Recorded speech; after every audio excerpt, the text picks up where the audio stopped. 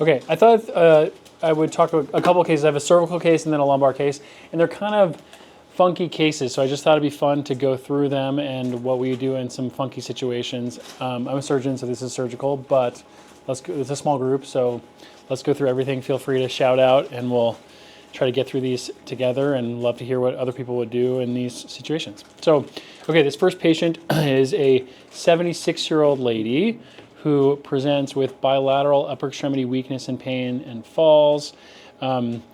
She's had progressive weakness over the past 4 to 5 months with numbness in her fingertips.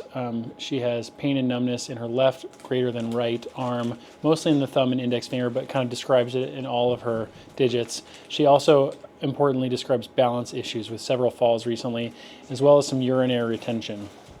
So she presented to the hospital after a fall at home and was admitted with this weakness. In terms of her past medical history, she has severe aortic stenosis and has a valve. She has hypertension, diabetes, hyperlipidemia, RA, macular degeneration, a lot of things that this 76-year-old has. And then urinary retention is new with these falls. So I guess before moving on, what are people's thoughts about what we would be worried about? Has anyone seen a patient like this before? Yeah, all the time. Yeah, yeah. So how long ago was the fall before he went to the hospital? So this recent fall was what caused her to go to the hospital, but she's had 4 to 5 falls over the past several months. So it's been happening more and more frequently.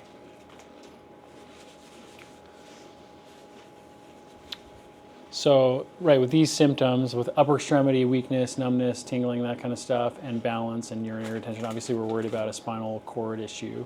Is there a positive Hoffman sign? Let's get to the exam. Okay, on exam, she's in the hospital bed. She's too weak to stand.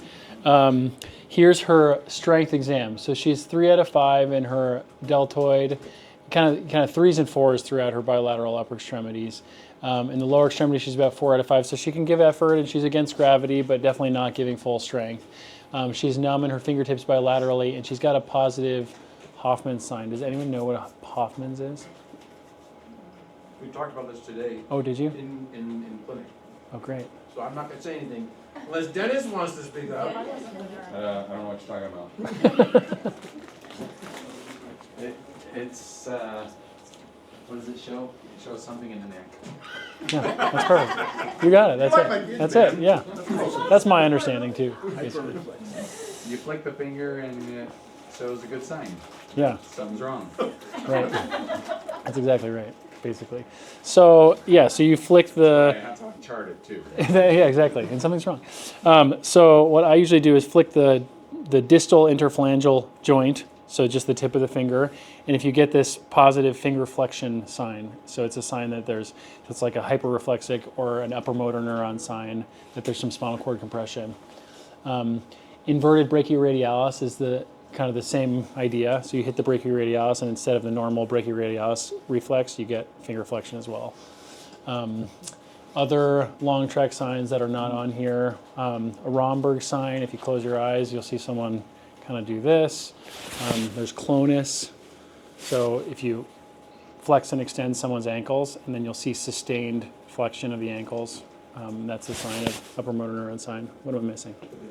Babinski reflex. So the upgoing toe, if you flick their plantar foot. So all these are signs that there's something going on more centrally rather than just a peripheral nerve. Okay, so here were her x-rays, which are very limited because they were done in a hospital bed. I'm going to minimize my notes so that you can't cheat. Okay. Can't see back here anyway, you're good. Exactly, perfect, yeah, exactly. Dr. Grains can't see him from up there either. Okay, so here's her MRI, which is really interesting. So this is the sagittal view of her MRI. So you can see she has 2 levels of very severe spinal cord stenosis. So this is her C3-4 here and her C5-6, where she has big disc herniation sitting on the spinal cord. And you can see not only are they hitting the spinal cord, you see a white signal around the area where they're hitting the spinal cord, which is called myomalacia. It means there's inflammation of the spinal cord. And so it's just a sign of the severity of what's going on. And so here are the axial slices here to show you at the disc level. So C3-4. So this black thing here is that disc, and this gray kidney bean guy that's being squashed is the spinal cord. And here's what we kind of want it to look like. So this is at C4-5, so this is spinal cord, and all of that white around there is fluid. So you want to see fluid all the way around the spinal cord. So, and then at C5-6, again, you have disc herniation pinching the spinal cord against the lamina in the back there. So 2 levels of myelopathy in a 76-year-old lady. The interesting thing in this case is it's what's called a skip level. So most of the time we see this, it's either 1 level, or if it's multiple levels, usually they're contiguous or they're in a row. So what's interesting about this case that I found was that it's at 2 levels, but they're not contiguous. So then, the question about what to do. So before we move on, I guess we should talk a little bit about myelopathy. Does anyone want to talk about, like, when you see a patient with myelopathy, let's say in physical therapy? So Sydney, have you seen anyone with myelopathy before? What do you do with them? What do you not do with them? I haven't actually gotten one like direct access, gotten it like post-op. Yeah. But my reaction would be to refer out immediately. Yeah. And what would, I guess all the signs that we talked about would be kind of like clue you in that this is going on. The progressive weakness, Yeah. the motor neuron signs, Yeah. the falls. Totally. Anyone else seen somebody recently that has myelopathy or experience with it? We have a case, what I have seen is a whole bunch of symptoms that are way more intense, or one component is way more powerful, and it doesn't always, we know the textbook because you just presented, but something isn't right. Right. It's the way I've seen it. It's like this isn't responding in a normal way. And that's when you go do all these tests and you find this. And that's when it's like, ooh, is treatment really going to be effective at this point? I think I need to know what it is before we get there. So that's what I observe. Right. What's interesting too about myelopathy, which is kind of unique, I think, in a lot of what we see on a day-to-day basis, a lot of what we see is pain. And interestingly, with myelopathy, often these patients present as totally painless. And sometimes this is why they present late to anybody, because they come in, or they, over several months, they'll have falls, they'll have some numbness and tingling in their fingertips, but they won't necessarily have severe pain that causes them to say, you know what, I need to go see somebody right away. They'll just say, I have some neuropathy or something that may go away, whatever. And so sometimes we see these patients very late in their course because they won't figure out, or their PCP or whoever along the way, it takes a while to get the full diagnosis, just because it's not necessarily jumps out at you as, if you have a radiculopathy, people have severe neck pain and it radiates down their arm. You say, okay, I know where that's from. Whereas you start getting some numbness and tingling in your fingers, and maybe you're dropping some things, and maybe your balance is a little off. And it just takes a while sometimes for people to recognize that this is from their neck, because it's not painful, and it's not as bothersome because it's not painful. So just another thing about... We actually had a patient that was kind of misdiagnosed that came to our clinic. We actually referred her to you, a younger gal. Her symptoms were more in her legs, and she did have neck imaging done, and it was kind of overlooked by the other clinic because she was complaining of so much weakness on the left side of her legs. And we pulled up her MRI, and she had pretty significant myelation in her neck. And she was like, I have some neck pain, but the leg stuff was bothering her more, and so it was kind of overlooked. Yeah, like I've seen a couple of those cases, and for that reason, like anyone with even lumbar radic, I'll like quickly ask take the minute or two to ask the questions about that would kind of clue you into that this is something else going on in the neck also, these questions about balance. I'm curious how long her urinary retention was going on for. Yeah. Again, it could be a bladder issue, it could be an age issue. Well, totally. And I think, I don't remember her specifically, but that's the problem. In a 76-year-old, you could complain of a little bit of urinary incontinence or a little bit of urinary retention, and that could be totally normal, So I think the key in my mind is the change, like any acute change. I gotcha. That, like I was urinating well and normally every day until last week, and then I, can't feel anymore. Or I'm having bouts of incontinence, that kind of stuff. And then that's of the bowel and bladder stuff. If you start to see that, that's very late in the course. So usually what we tell patients with myelopathy is that the natural history of this is to just slowly get worse, and that the goal of treatment is to really halt the progression and necessarily to gain a ton of improvement. Now, we have data to show that a lot of people do get better, but the problem is when you see myomalacia like this, oftentimes the cord is injured and it can take a long time, if at all, to get significant improvement.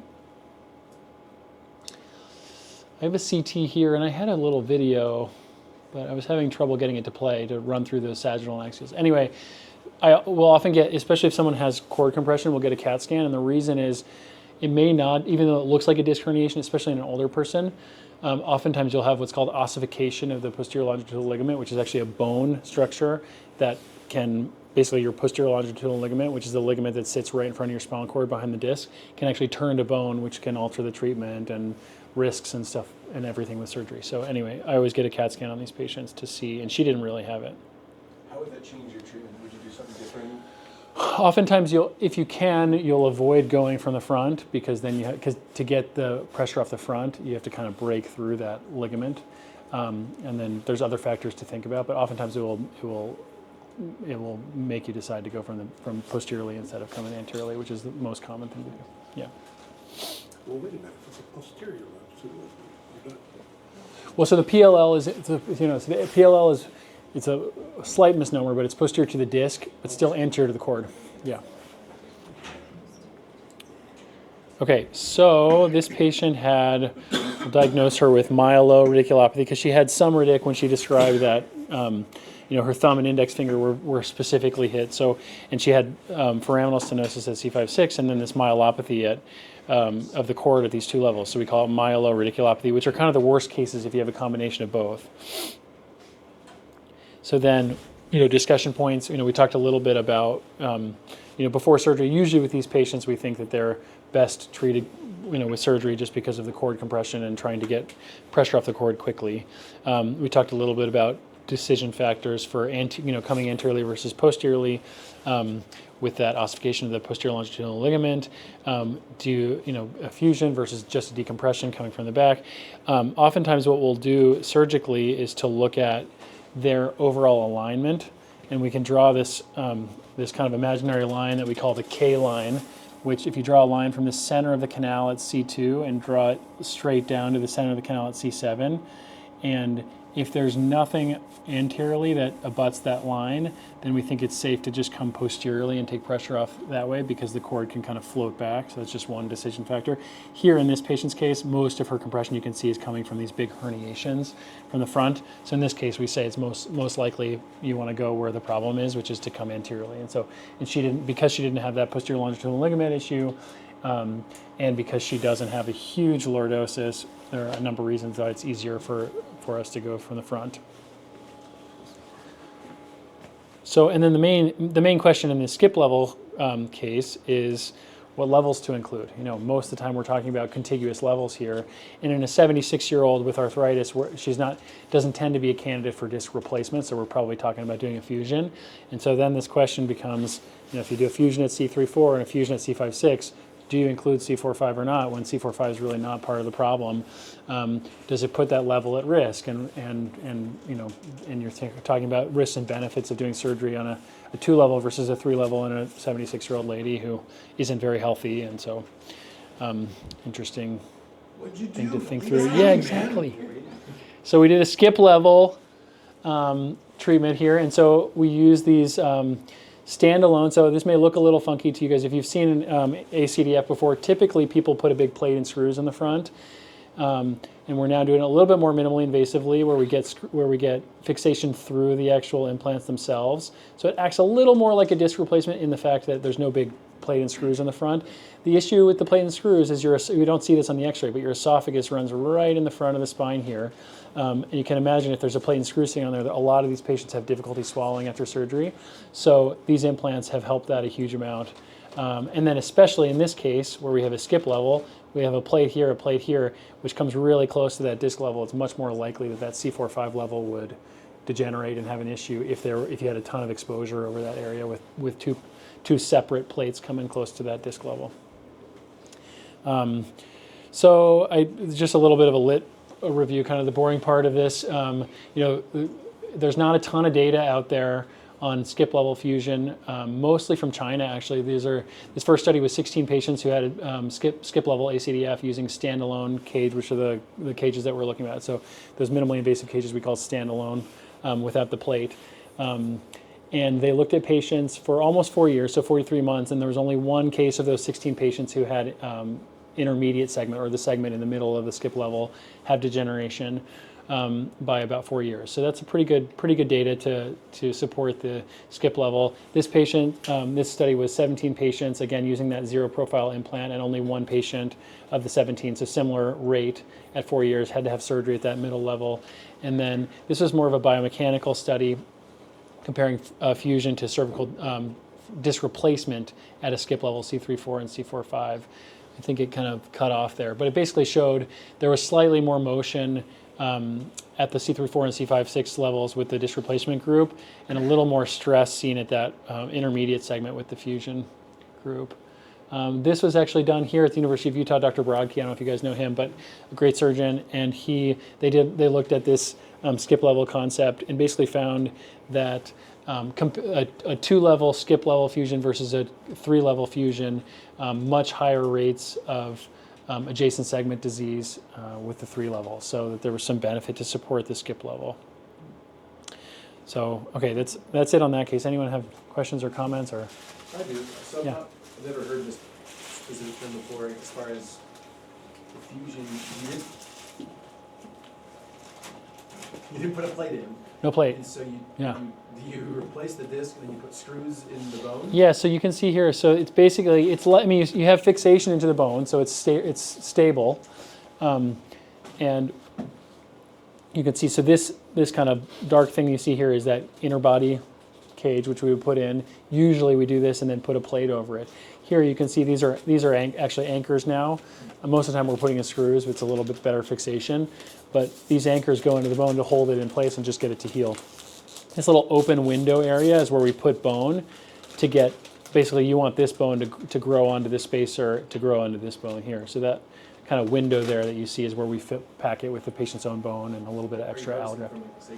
No, usually we're actually taking it locally just from here, from the arthritis. So when you'll see on x-ray, you'll see those bone spurs.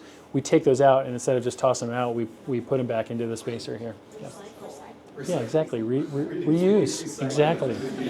Exactly right. Yeah. Just not glass. Yeah. With my experience dealing with the neck once Yeah. or twice, I assume that would be a better long-term, because my patients that have fusion, I would probably say 70% of them eventually have to have another fusion with the disc replacement. I've been watching Dr. K Yeah. for the last 12, 13 years.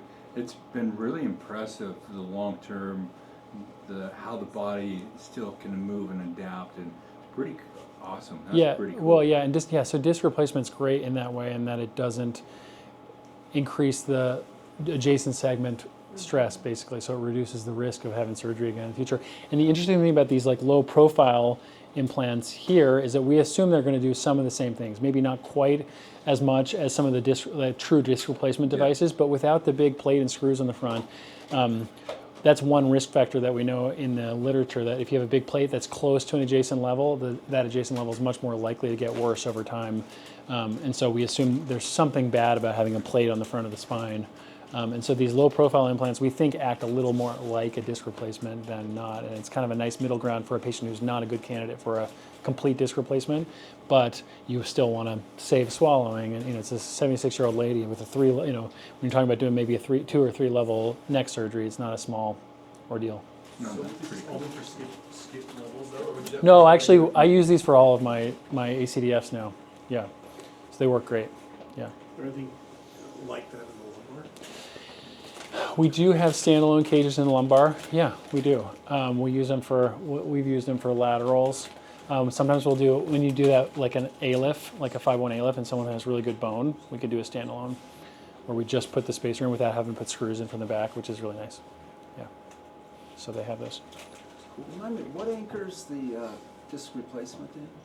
So they vary based on the type of device.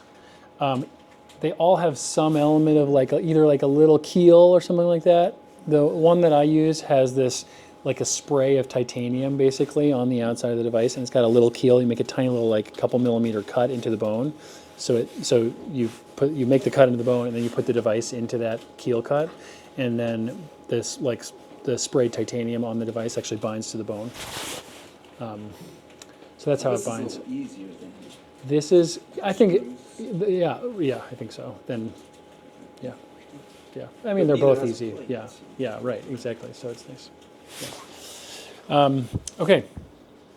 Why don't we do the next one? Okay, this is just another interesting case. I thought this is a lumbar case. A 62-year-old gentleman who presented with low back pain and right worse than left lower extremity pain.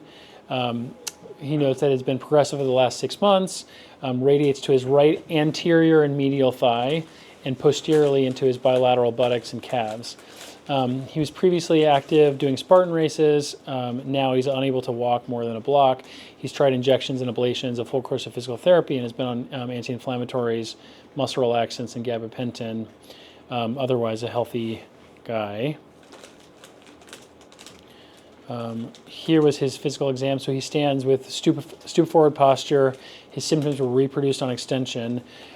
His motor exam, he's weak in his right iliopsoas and quads, and otherwise he's 5 out of 5 throughout his bilateral lower extremities. He has decreased sensation in his right anterior medial thigh, so kind of like L3 and L4 distributions, and his medial leg, so L4. Otherwise intact throughout. Here were his x-rays. So can you guys see that okay? So, Nothing wrong with these. yeah, exactly. So not a great looking spine. No, Yeah. this is a child. Right? Exactly. So we see these all the time. Probably saw like 15 of these in clinic today. People have bad backs, as you know. So I guess before jumping forward, let's say, Jeremy, you get this patient in your office, and you're going to treat him before sending him to surgery or injections or whatever. What do you do? So the biggest thing that I would try and address is just improving overall strength and try and work on posture and see how much that tightness and any weakness is impacting his posture to start, and just see how he responds. When did this start? Yeah, 6 months. You're better than I am. Yeah, 6 months. Yeah, and it's funny, people will come in with this kind of x-ray, and you'll assume they've had issues for like 10 years, but they'll come and say, I was doing fine until 3 months ago. And you're like, this x-ray clearly did not develop over the past 3 months. It's been going on for 10 years. Yeah. What else? Anybody else have? Dr. Hill? I would do decompression on L3 and the sacrum. Decompression on sacrum, or L3. Try to work on getting the sacrum dropped down, so for the motion in the SI joints. Work on heat, massage. Try to teach them some stretching. Put them on a physical therapy ball. Do some core exercise to try to stabilize the area. Okay. We can, and definitely want an MRI. Yeah. Need an MRI. Yeah. Okay. What's the flexion extension picture? Good. I'm so glad you asked. So I should have said, so he's got this spondy at 3-4. Here you can see on the lateral x-ray that the anterior portion of 3 is sitting ahead of the anterior portion of 4. And then these numbers are to really look at his overall alignment. So his pelvic incidence, which is a measure like an inherent to someone's pelvis and how it sits relative to the rest of the spine, but it's 43 degrees. And most importantly, you want this PI-LL is the lumbar lordosis. You want this number to be within 10. If it's not, then there's some compensation going on. You think they have an overall malalignment. So 43 and 40. So there's not a huge difference in terms of the PIL mismatch. So a very low PIL mismatch, which means overall, some people look at this X-ray and say, "Oh, this guy needs a fusion from T10 to pelvis," but that's actually not the case because he doesn't have a big malalignment. And his pelvic tilt is 16, which is again a measure of how much compensating he's doing with his pelvis based on his lumbar flatback. So a lot of patients as they get older will have lumbar flatback and start to tilt forward, and then your pelvis compensates by retroverting like this. And so you can get a good measure of that. We'll show the measurements at some point, but basically how vertical that pelvis is. And so someone who's compensating a lot, you'll see a very horizontal pelvis. Someone's pelvis is retroverting a lot to try to keep them upright. Whereas if they were in a more normal position, they would be like this. So 16 isn't anything under 20, 22-ish is a good number. So again, he's not like we're not looking at a scoli patient who needs a huge operation.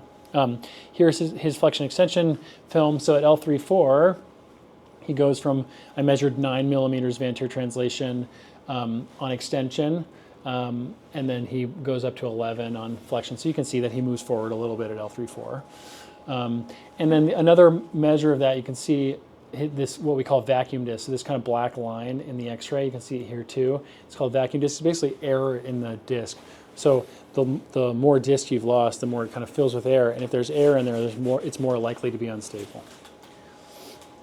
And you can see that it opens on extension. So see how there's like on this X-ray, on the flexion X-ray, there's no air anymore. You can't see a black line. And when he extends, you can see that air kind of open up. It just, again, it gives you an idea of how unstable this thing is. I understand. So my training were very conservative, and if there was more than 5 millimeters, would be considered unstable, or 4 to 5. What is your cutoff? Yeah, I think that's about right. The literature, the number that the literature was anchored on is 3.5 millimeters. Is like the difference between someone needing some stabilizing procedure versus not. Now I think over time we've pushed the limit of that a little bit to something like, I think of 5 is a good barometer of, and then we think of other things too, like is there vacuum disc, is there not? You know, sometimes someone slipped forward 5 millimeters, but they're basically bone on bone and they don't move at all dynamically and there's no air in the joint, then I worry less about them being unstable. So I wouldn't do an injection on someone with an unstable spine. So if they were in our office and we saw this, we picked it up, oh, should we get an injection? I would not. I would say it's unstable spine, surgery. So again, that's more like a cutoff if you're seeing this in the clinic for maybe like below 4, maybe we inject, put some steroids in there, try to calm things down, but above that, right, I would say unstable spine, I don't want to mess with it. Right. Do you guys in Hand Ortho, you guys do X-rays or no? Not in-house, but you'll look at them. Order them. Yeah, you can order them. Okay. So Lennon and I this week were discussing a patient who has this, what my training, fish lipping is occurring. Will you describe that and why you see that happening on those endpoint changes? Yes. So fish lipping or fish mouthing is kind of what we were describing about it opening up on extension. So you can see, so what we're describing here is like the osteophytes that can happen at the end of the bone there to kind of make it look like a fish mouth.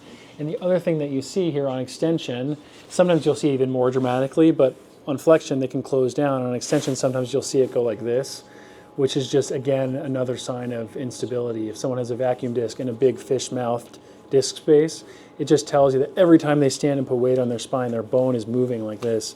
You can imagine nerves that are tight. Nerves don't like being tight, but they really don't like being tight if there's instability. So tight nerves with a bone that's doing that every time they get up and move or put pressure on their spine is really bad. So that's kind of that fish-mouthing phenomenon.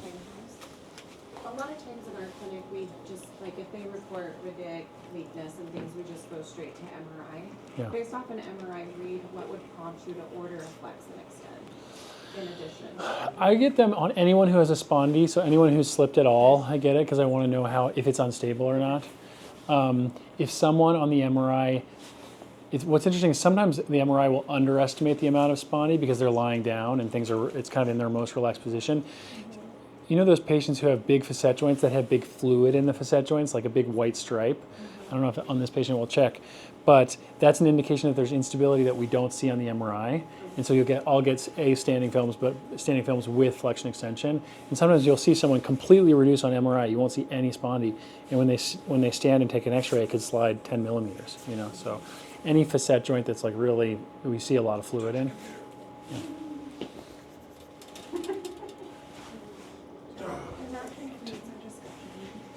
That was it. All right. Lovely. Enjoy the cookies. You lost the patient. Yeah, exactly, yeah. Patient's dead.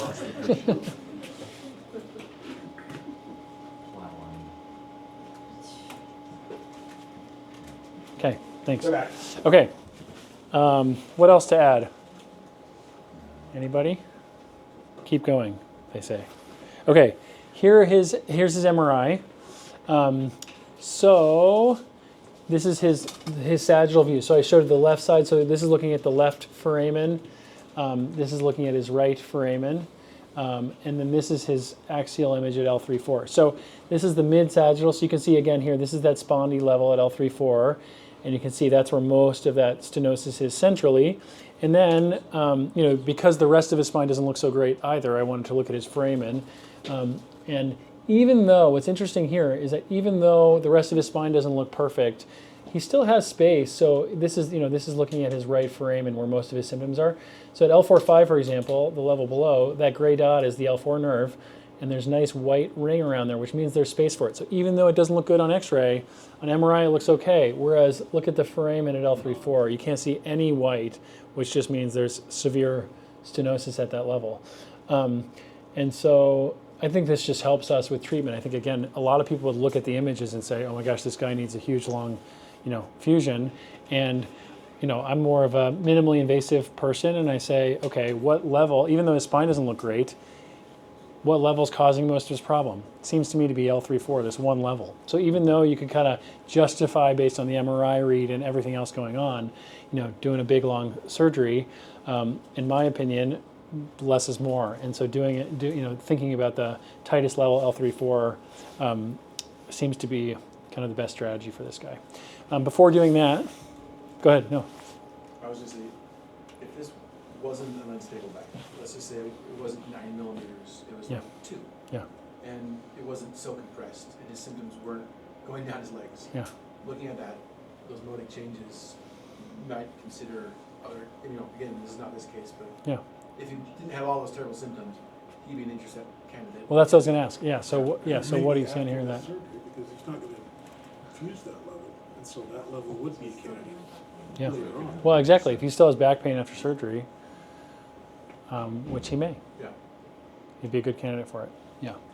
So what else would you do? Let's say he didn't slip 9 millimeters, and it was a 2 millimeter slip, and it was not unstable. What would you do short of sending him to a surgeon? Yeah, Doctor. like the facets. Yeah, let's see. Well, this is the best one. I have a view of it. So L3-4. So this is what I was talking about with the fluid in the facet. You see that? So see that big white stripe? So that's an indication that, when he's lying down, things kind of relax. But when he stands, this is his inferior articular process. So when he stands, this gap will close down. This is also a reason why people get synovial facet cysts. So if you ever hear about people getting a cyst, it's because they have fluid in the joint, and when they stand, just like with a Baker cyst or a cyst anywhere in any joint of the body, that thing closes down and squirts that fluid out, and sometimes it will go right around the nerves. So We just see those on imaging, and we're always like, I don't know, is this causing my pain? Like, yeah, I don't know. I don't know. Yeah. But there's not a lot of things we can do for a synovial cyst, shy of surgically removing it. Right. Because I don't inject those because I usually refer to like a CT guy, like a radiologist to do that. Yeah. And even then, they sometimes often come back, and so I usually defer to surgeon on synovial cyst. But is that what you want? I mean, what would you do for a synovial cyst? Synovial cyst, yeah, I would either, you can always try it. I always try to aspirate inject first, see if you get it better. And then, if it didn't and failed all the other non-operative stuff, we could just take the cyst out. So to answer First. your question, he's already done everything he would have done, right? He- He's already yes. had ablations, he's already had injections. Yes. Full course of PT. Yes. And it was doing well until the final insult hit. Right. Took him over the edge. Right. Right. And he has weakness and numbness and pain.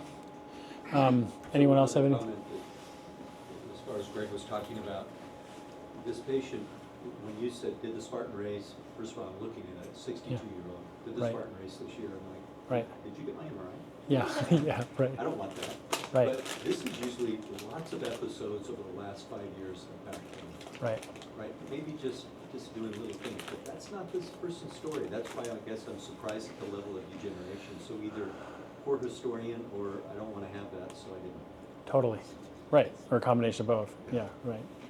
Right. And I think until someone has, sometimes people will minimize the kind of low back aching stuff that happens with activity, but when they get nerve pain, they say, "Oh no, this is something out of the ordinary for me." So I agree with you. I find it hard to believe him doing Spartan races without feeling it afterwards. Yeah. Yeah. Cool. Okay. So in terms of diagnosis, this guy has a lumbar radiculopathy, which is kind of L3 and L4. So L3 tends to kind of go in the groin and medial thigh. L4 tends to go in the front of the thigh, and then medial shin, and that kind of follows exactly what he was feeling. And another reason why I didn't do any other, I didn't think about doing any other levels, at L5S1 he was a little bit tight at the bottom, but he didn't really have any L5 or S1 symptoms. And he has a central stenosis at L3-4. So again, you ask, 3 different spine surgeons and you get 12 different treatment plans for any patient, as you know. But there are a million different ways to go about this. Now, because he has instability, we think part of the treatment for this is to give him stability. So he's probably not a disc replacement candidate, probably not just a decompression candidate. He's probably looking more like a fusion to give him that stability and bring that bone back into place because of the spondylolisthesis. One interesting thing we've been doing a lot more in minimally invasive surgery is thinking about indirect versus direct decompression. So the classic way to do, the classic way, or traditional way to do a fusion is to make a big incision in the midline, take all the muscle down, and do a full decompression, take all the posterior elements off, and then instrument with screws and put a cage in. With kind of more minimally invasive techniques, and as we've gotten better at targeting things and use navigation and robotics and all that stuff, we are finding more and more that just doing an indirect decompression without having to splay open the patient wide open is doing the trick if we do all the things right in terms of getting the alignment back in place, putting in a nice spacer in there and opening up the disc space. You can imagine a lot of the stenosis in the spine is not just, it's from this slippage and then also from this disc collapse. So if you can get this bone back at all and get a nice spacer in there to kind of restore the normal disc height, you can imagine the space for those nerves coming back actually opens up itself. So the question is, do we need to actually go down here, take all the muscles off the spine or not? And we're finding more and more that we don't in many cases, which is nice. So as we get better at targeting these disc spaces with navigation and robotics and all this stuff that we've been using, we're able to do less in terms of the morbidity after surgery, which is nice.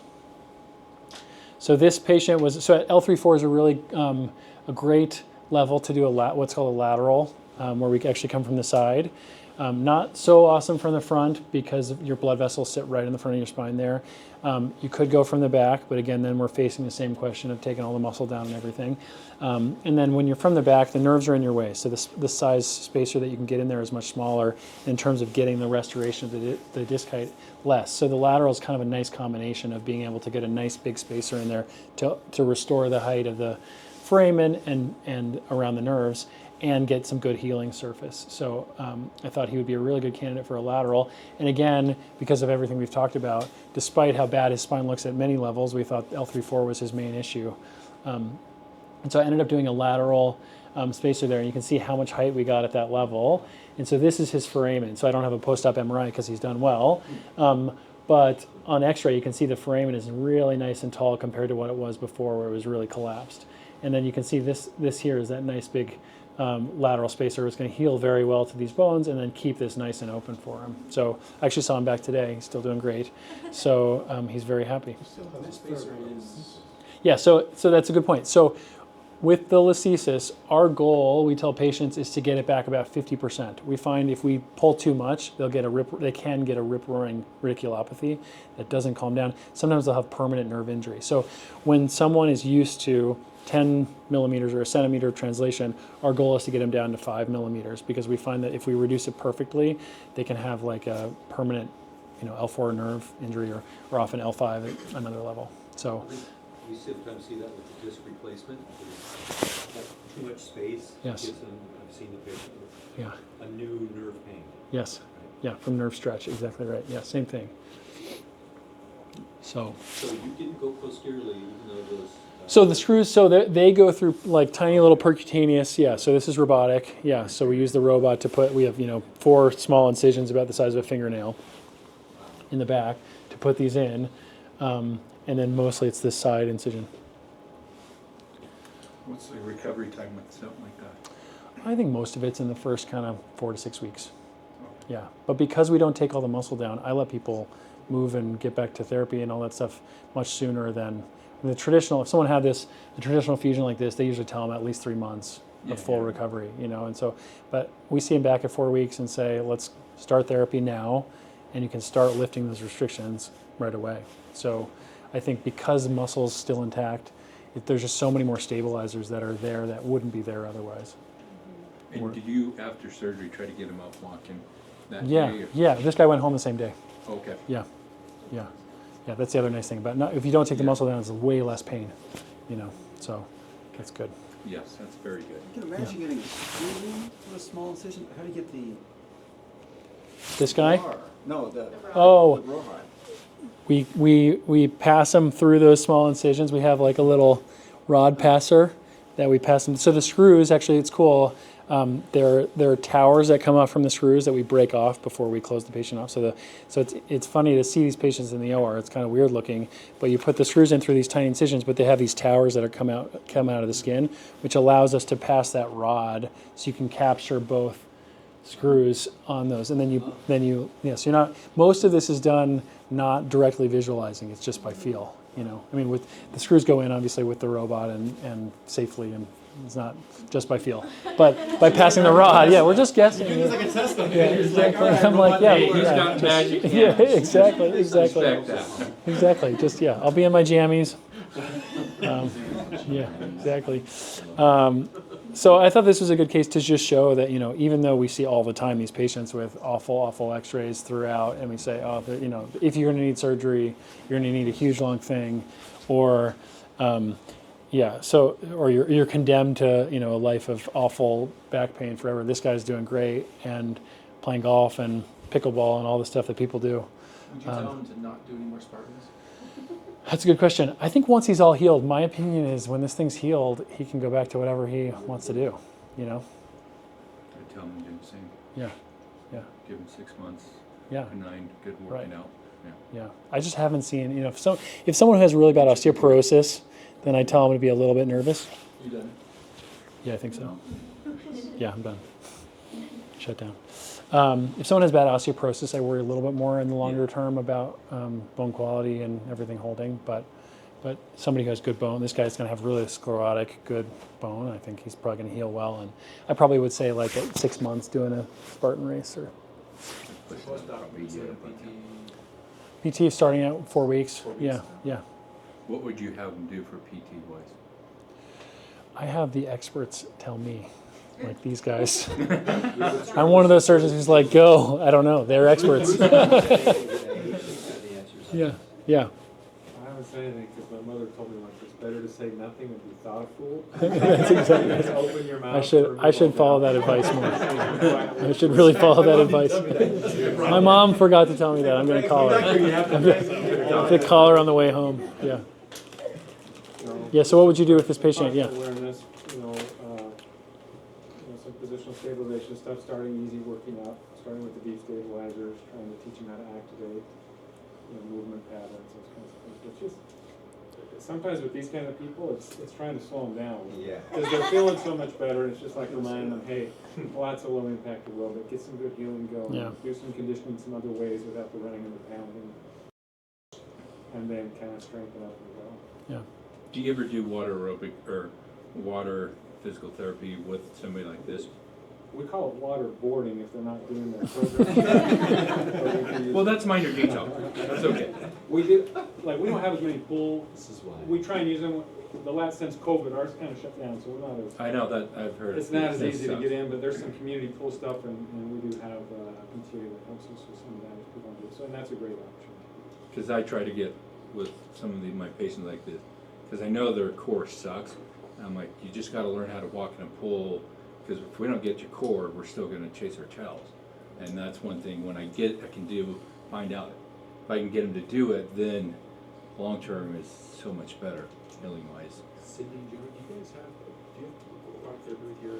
We don't. Every now and then our South Jordan office is across the street from the South Jordan Rec Center. So every now and then they can do pool therapy as long as They it's draw a lottery. They're like, we win a lottery. It's like pulling an elk tag. We can do rock therapy. They haven't really used it recently, so I don't know if they're still doing So it. Hand Ortho does have a pool, yes. So we have a hydrowork pool that has a treadmill on the bottom, so patients can cool. rock with resistance. It's 92, so it's a great. I'm coming over. confidence builder. Yeah. Treadmill in the pool. Cool. I know this is fantastic work, sir. Oh, no, thank you. No, thanks for It's great. We really contributing, appreciate you guys. sharing Yeah. your knowledge with us, Yeah. honestly. Yeah, thanks right back at you, and you guys. Thanks. That's all I have. But yeah, what else?